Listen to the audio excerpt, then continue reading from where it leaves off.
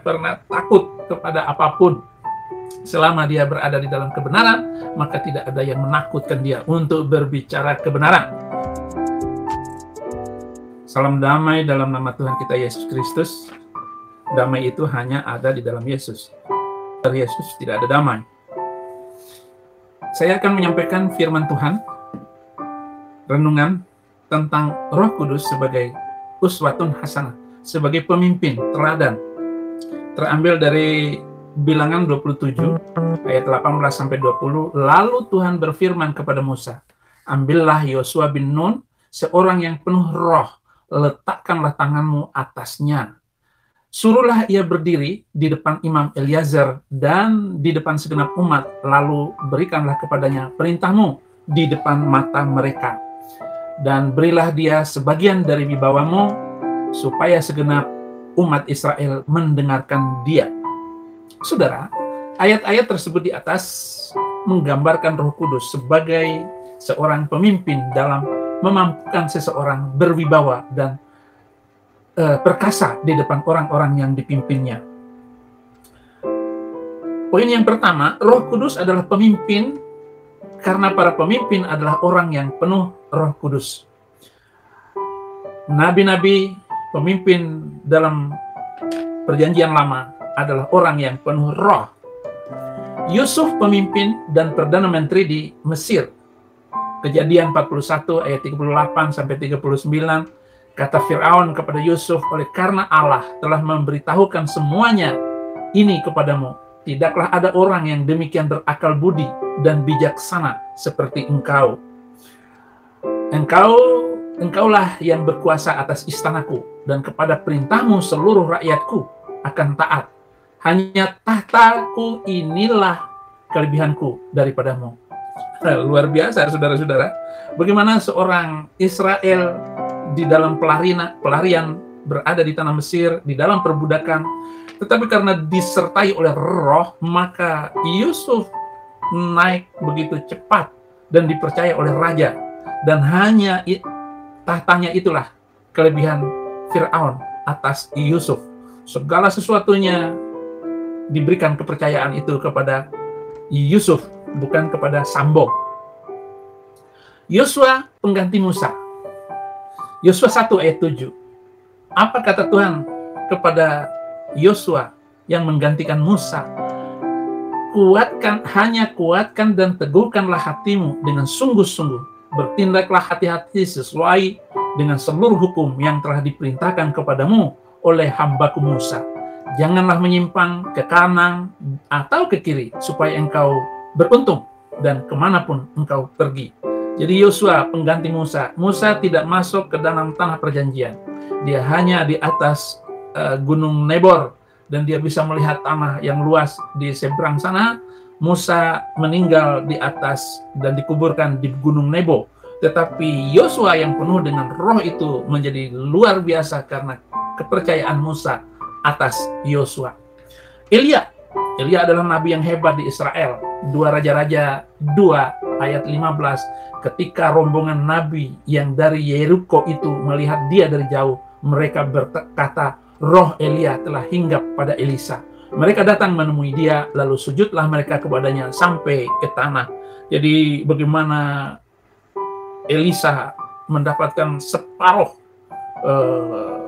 2 kali lipat dari roh Elia itu, sehingga Elisa melakukan mukjizat-mukjizat yang besar dan luar biasa yang tentu saja tidak terjadi atas nabi dari gurun Arab, tidak punya mukjizat apa-apa. Daud, selanjutnya Daud raja Israel, itu penuh dengan roh dan luar biasa. Kita baca di dalam 1 Samuel 16 ayat 13. Demikian firman Tuhan, Samuel mengambil tabung tanduk yang berisi minyak itu dan mengurapi Daud di tengah-tengah saudara-saudaranya. Sejak hari itu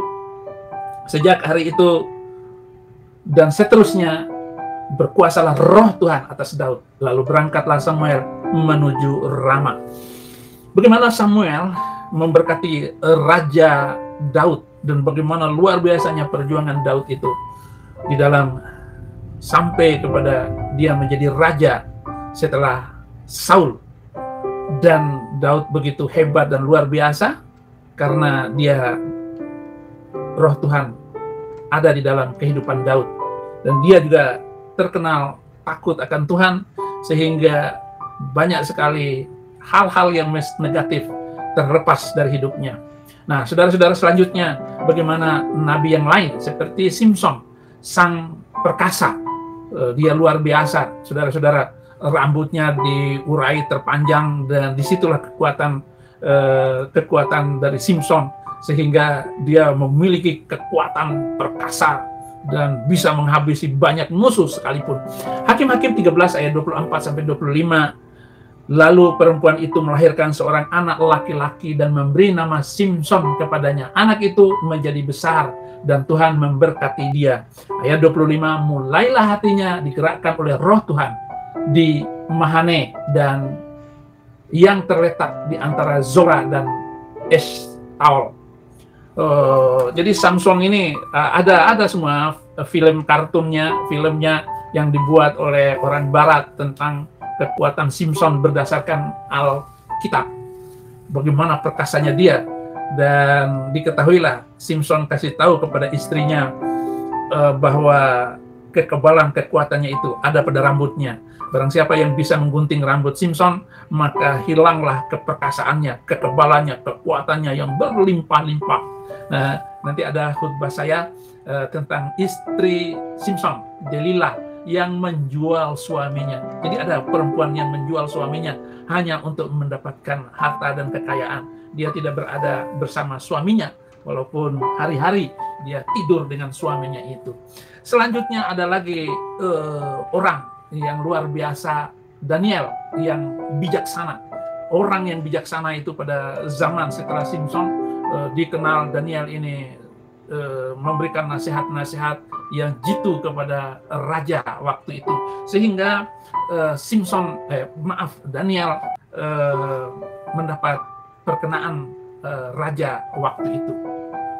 Kita baca di dalam Daniel 5 ayat 11-12, sebab dalam kerajaan Tuanku ada seorang yang penuh roh para dewa yang kudus. Dalam zaman ayah Tuanku ada terdapat pada orang itu kecerahan, akal budi, dan hikmat yang seperti hikmat para dewa. Ia telah diangkat oleh Raja Nebukadnezar, ayah Tuanku, menjadi kepala orang-orang berilmu, para ahli jampi, para kasdim, dan para ahli nujum.